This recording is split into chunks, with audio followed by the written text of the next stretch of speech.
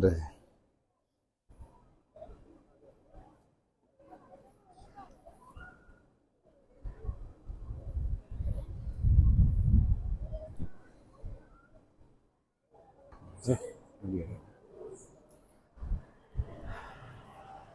பள்ளிவாசலுக்கு உள்ளுக்கு வந்துவிட்டோம்.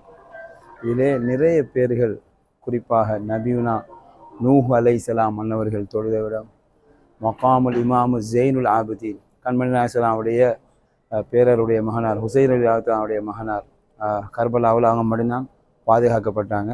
ஜெயினுல் ஆபிதீன் அலி அல்லாஹு தாலா அவங்க தொழுத இடம்.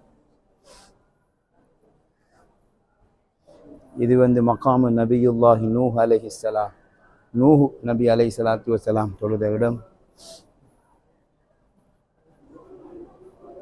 மிஹ்ராப் அல் இமாம் அலி, இமாமுனா அலியின் கர்ரம் அல்லாஹ் வஜ்ஹு அன்னவர்கள் தொழுத இடம்.